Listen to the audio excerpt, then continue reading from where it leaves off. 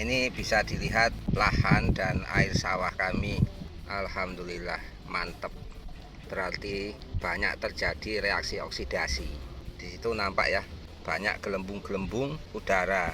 Itu menandakan bahwa di lahan kami ini banyak terjadi reaksi reduksi dan oksidasi, sehingga di lahan dan di lumpurnya itu akan banyak terdapat oksigen. Kemudian di atasnya itu banyak terapung jelaga, dan jelaga inilah yang pada akhirnya akan membuat lumut menjadi tumbuh. Dalam kondisi pH yang normal, lumut ini nanti akan menjadi sumber nitrogen bagi tanaman. Tapi dalam kondisi pH yang rendah, lumut ini akan membuat kondisi lahan semakin drop pH-nya. Tapi kalau dilihat dari jenis lumutnya, ini lebih cenderung dipenuhi oleh jenis lumut yang memang menghendaki kondisi air dan lahan yang sifatnya netral ke atas. Tapi ada beberapa jenis lumut yang biasanya itu di dasaran ya, kemudian mengeluarkan lendir. Nah, itu menandakan bahwa lahan sawah kita itu lebih cenderung kalis atau basah. Bila banyak lumut yang sifatnya licin dan mengeluarkan lendir, biasanya akan membuat tanaman menjadi keracunan yang kemudian menjadi kerdil. Kalau dipetakan padi kami yang sudah umur 17 hari sekarang, ini lebih kelihatan jelas prosesnya.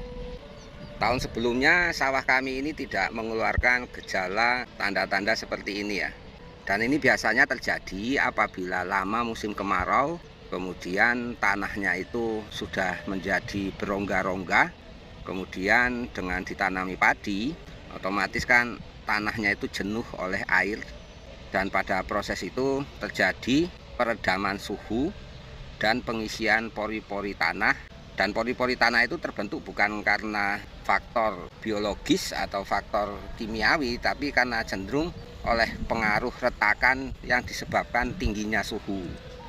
Pada proses peredaman suhu di tanah yang tadinya hangat ataupun panas akibat kemarau, oleh pengaruh masuknya air itulah yang pada akhirnya akan menciptakan oksigen karena terjadi proses oksidasi.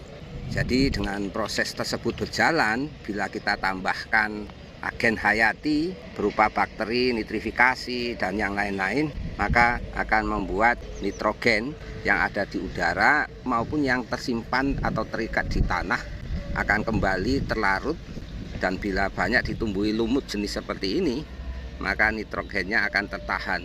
Tapi kalau lumut yang hijau, nah itu biasa mencirikan kondisinya asam, yang jelas nitrogennya juga terikat, sehingga tanaman menjadi kekurangan nitrogen. Kalau nitrogen dan oksigen di tanah dan seputar perakaran itu cukup, maka sebetulnya untuk pemupukan N itu sudah tidak terlalu dibutuhkan, kecuali memang untuk tambahan ya. Disitulah lahan kita sudah terbentuk, dalam arti menjadi home industry untuk fiksasi nitrogen dan produsen nitrogen untuk kebutuhan tanaman. Meskipun itu tidak dirasa lebih dari cukup, tapi setidaknya bisa mengurangi penggunaan pupuk. Andai pun pupuk yang kita taburkan hanya sebagai tambahan, tapi bukan sebagai tahapan pokok untuk kebutuhan tanaman. Ini rencananya mau nyemprot yang kedua. Untuk yang 17 HST mau kita semprot dengan menggunakan Salmar dan Dopstar. Sedangkan petakan yang usianya masih 9 hari saat ini akan kita semprot dengan Japa 01 dan Salmar Andalan.